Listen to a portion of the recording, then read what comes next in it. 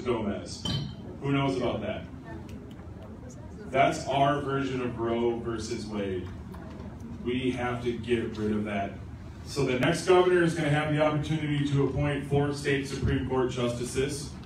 I will only appoint originalist constitutionalists to that office that will go in there and overturn Roe versus Gomez, and we can get rid of taxpayer-funded abortions performed by Planned Parenthood in the state of Minnesota. Life begins at conception and ends at natural death. And I'm sick and tired of the left using abortion as a tool within our society. I'm tired of the normalization of it. I'm tired of Hollywood celebrities talking about how great it is because it got them their next big role. That is a human life. And all of the nonsense that Tim Walz has been putting on social media or this all entire week, abortion is not health care. Let's get that under control. And nor is your force of the COVID vaccine healthcare either. That's why I made my city a health sanctuary city in the city of Lexington, where I'm the mayor of. We're the only city in the entire state to be a freedom for your health. Meaning, our children were never masked in schools. Centennial School District never had masks on our children. Employers were not able to terminate you from working at their company because you refused the vaccine. That's what we did. We stood up for your health freedoms and your rights in my community, and that's what I will do as your governor in just a few months from now when I win in November. A little bit about me. It's the first time I've ever been here because these meetings actually happen to fall on the same nights that I have my council meetings. And one of the commitments that I made to my community was I will not step away from my role as mayor unless I absolutely have to. And obviously, tonight is one of those nights I have to, because it's important for me to address as many Minnesotans as possible. We did have some important items on the agenda, but that's okay. I have a very capable vice mayor who's going to take over for me and run the city when I'm the next governor of Minnesota. But I'm here tonight to be with you. I started my journey actually just across the bridge down the road in the city of Anoka in law enforcement. That's what I thought I'd be doing my entire life until I had a back injury, which took me out of that profession. That was about 15 years ago, and I've been a small business owner ever since. And in 2016, my wife told me to stop complaining to the TV and get off the couch and run for office. And that's what I did, and now I'm here trying to run for governor. Wow. This is something I never envisioned myself doing, but it's time that we elect outsiders to this office. People who are not beholden to special interest groups, the millionaires, the billionaires, the lobbyists, the power brokers. Those people have tried to buy their way into my campaign. I've kicked them all out because this is about we the people, not about them anymore.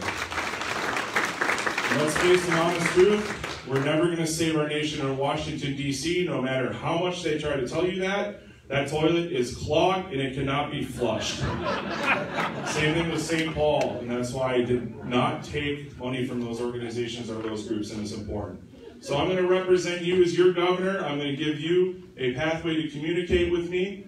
We're going to have a phenomenal administration, but more importantly, on day one, we're going to start going after those teachers' unions, get indoctrination, critical race theory, the social emotional learning, the hypersexualization, the genderism garbage out of our classroom, and take our schools back and save our children. Men cannot be women, women cannot be men, boys cannot be girls, and girls cannot be boys. No matter what the left tries to tell you, there are only 2 genders. But more importantly, homeschool, school choice, STEM schools, magnet schools, charter schools, and yes, that money will follow your students, and we will hold the teachers' unions accountable. So I'm going to ask for the House and the Senate to give me legislation to sign, to start getting that in order and start taking our schools back. And then when we're done with that, law and order will come back to the state of Minnesota. We will have police again. We will hold the judges and the prosecutors accountable for the nonsense they've been allowing to occur for the last 2 years. And we will investigate the crap that Tim Walz has done to us, not only with COVID, but the way he's treated our police department and our justice system. Because it's criminal. Never in my life did I ever envision that we would have felons, especially violent felons, become the new heroes. What's next? Is Disney going to write a Marvel movie about felon superheroes? Come on. By the way, I'm so glad that Disney's been caught going woke, because President Trump said it best: you go woke, you go broke. And that's what's happening. And I will Ron DeSantis, Minnesota. I can guarantee that. I will use the bully pulpit of that office to hold these people accountable. We will have the best police again in the state of Minnesota. We will have community policing. We will recruit officers. We will have law and order. Now I'm going to segue into the big topic. Who here feels like Tim Walz has been running around stealing that change from your cup holders in your car in the middle of the night? Because I certainly, as a business owner, I do. I do. That money belongs to the taxpayers. Not in the form of Walz checks where he's trying to buy votes for $1,000 per Minnesotan. The actual people who paid into the income tax system. I know all of that money has not been collected yet, but there's a good possibility it will be in January when I take office. And if all of that is collected, I'm proposing $4,000 to $6,000 in a tax return back to you, the taxpayers, direct payment to your bank account, tax-free. Because it belongs to the taxpayers. Then we're going to use the rest of that money and the federal money that's all banked up from the COVID crap. And we're going to use that to get rid of some Social Security tax, long-term tax cuts, cut your income tax down, the debt tax. We're going to start cutting regulations and the burdens that have been put on Minnesotans and small business owners for far too long. We're going to get the size of Minnesota government under control. We're going to hold the Met Council responsible for the boondoggle after boondoggle that they create for us. Because I have to deal with them as a mayor. They're a terrible organization, and I will not appoint a single human being to sit on that commission whatsoever. We will shut the Met Council down. And not only that, with government, I also appoint the commissioners, and they're going to be there to do the job of the people. That's why I owe no favors to anybody, which means no commissioner will be appointed because they donated to my campaign. They're going to be there to close departments down, lay off state employees because we have entirely way too many, and we're going to shrink government, and we're going to start getting the fraud, waste, and abuse under control with the help of Ryan Wilson, because he's going to be our next state auditor. By the way, if you want a White Claw, go vote for Julie Blah, and she'll definitely get you one. Why didn't you make a White Claw joke, by the way, man? You have that. That's all yours. Check out the Alpha News story if you didn't watch it. We have a lot of work to do, and one important thing I want you to walk away with tonight. Who here hates omnibus bills? For the last 15 months, I'm the only governor candidate that has said, I refuse to sign one single omnibus bill as your governor. They are unconstitutional in the state of Minnesota because they violate the single subject clause. So the House and the Senate can give me 4,000 bills. I really don't care. We will not have these 2,000-page bills filled with garbage, because that's why we get stuck with the sick tax in the state of Minnesota that was supposed to go away in 2019. Republican State Senator Scott Jensen shoved an amendment in the Health and Human Services bill to keep state sick tax permanent at 1.8% forever. Now he wants to run to be your governor.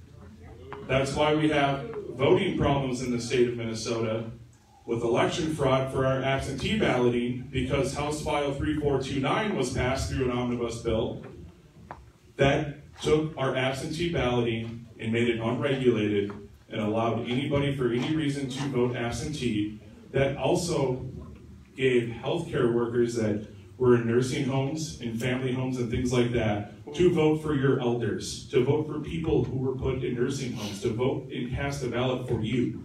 That also gave the ability for Secretary of State Steve Simon to get rid of the signature verification on absentee ballots. That's why you heard the mess about ballots coming into counties that didn't have folds in them. What did the politicians get out of it? More money in the political contribution refund program. I am tired of it. It is time for accountability in the state of Minnesota. And I will give you accountability as your next governor, because we will audit COVID. We will audit nursing home deaths. We will audit the healthcare fraud that took place during COVID. All of the money given to the hospitals. Why do they use remdesivir and ventilators as their COVID protocol instead of monoclonal antibodies and ivermectin? It makes no sense. Jan Malcolm should have been fired a long time ago, and Fauci should be put in prison.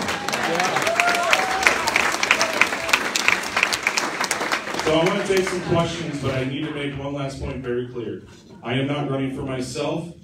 I am not running for any sort of name ID or to build my profile. I could care less about any of that. And I'm definitely not running for the money. That's why since day one I've pledged to donate my salary as your next governor. If we don't take our state back, we are doomed. It's been since 1956 since we've had Republican candidates for governor. I mean, not since governor, I mean since it's been a full Republican state. We will win this November with the right candidate. I have the endorsement from the Hmong American Leadership Council that represents every Hmong American in Minnesota, the Hmong veterans, Somali conservatives. I'm about to get the endorsement of the Republican National Hispanic Caucus as well. A lot of different endorsements and people have supported me throughout this entire campaign. And we'll be making this stuff public very soon. So I'm electable, right? I might sound like a crazy, strong conservative, but I can give the same speech anywhere in the state of Minnesota, even in downtown Minneapolis on Broadway and Penn. So let's do some questions, and let's win in November, and let's fire Tim Walz, and let's take our state back. Yes. Yes. Not exactly a question. I was in the hospital January 4th with COVID. My oxygen level was 74, which is terrible. I was dying. 3 days, well, the first 2 days they were talking that they wanted to put me on a ventilator. I said no. Then my husband brought me ivermectin, of course secretly, and my ventilator went down and down. I was breathing on my own. I left 6 days later, from death to going home. Yeah. I just wanted everybody to know it worked for me. God bless your husband. And that's the type of stuff that we have to look at, because as far as I'm concerned, Jan Malcolm and Tim Walz were accessories to murder. You can't take a common used medical procedure or prescription such as ivermectin and throw it out like it's black magic. That's like saying Advil doesn't work anymore. That is nonsense. Who else has a question for me? Stand up, shout Terry. Okay, it is the prerogative of the city, it's the prerogative of the cities and the counties whether or not they want to use the Dominion ES&S New machines. As the mayor of Lexington, what is your opinion on using the Dominion type machines for elections? Thank you for asking that question. I knew you would. I'm going to be the first city, and this is not because I'm running for governor. I would do it anyways because I know it's corrupt. I don't trust technology. We are going to remove the voting machines from the city of Lexington. I will be talking about that tonight at my meeting, but I'm here, so we're going to do it 2 weeks from today. But by the first meeting in June, we should have an ordinance passed to remove electronic balloting machines from our city. So that means when I'm done with that, you get on the rest of your cities and in your county boards and force them to remove the machines as well, because if I can do it, they can do it. And remember, you can always unseat them, so that's why I beg people to run for local office, because I've been to a school board meeting and I'm a proud terrorist just like you. Mayor, do we have time for one more, two more? Have you given any thoughts on how we can preserve our natural farmlands and encourage our farmers to keep farming rather than selling their land? And two, have you given any thoughts on getting our leases back for our natural resources and other forms of energy in our state? Great question. Yeah, day one, we're going to get rid of that executive order. It was about farming and about giving our farmers their land back and the ability for them to farm effectively again, and about land leases for natural resources, for those who didn't hear. So Tim Walz signed an executive order using rulemaking for California emission standards in the state of Minnesota.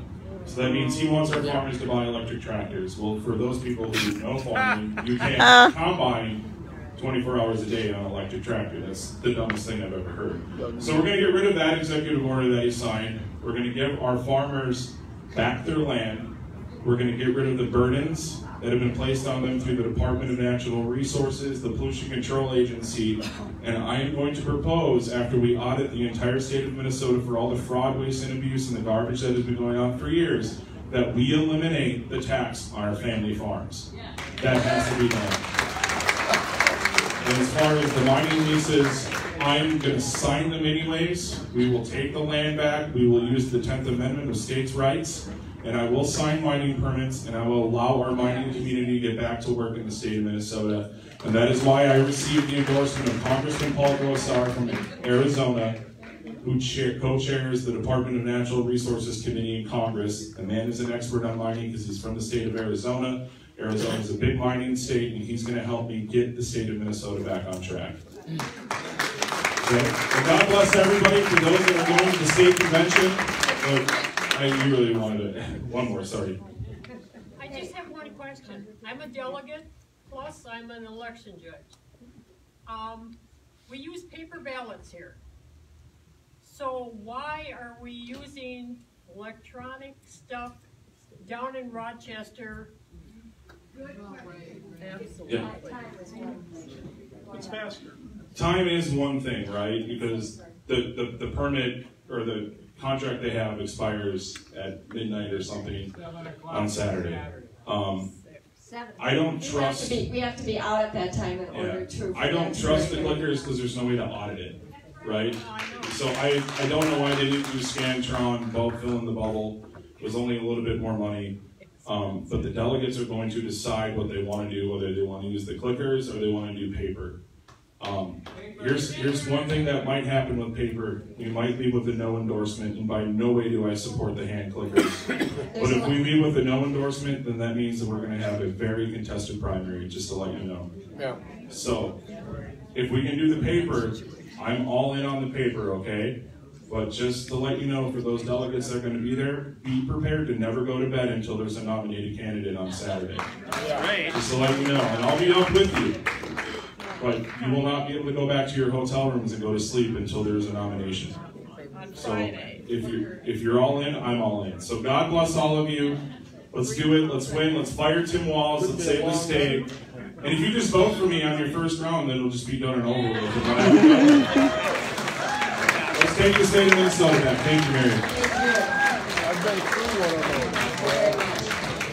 I usually don't do this, but I'm going to say something. In theory, I agree on paper ballots. Can I have all your attention, please, because we can hear every voice on the mic.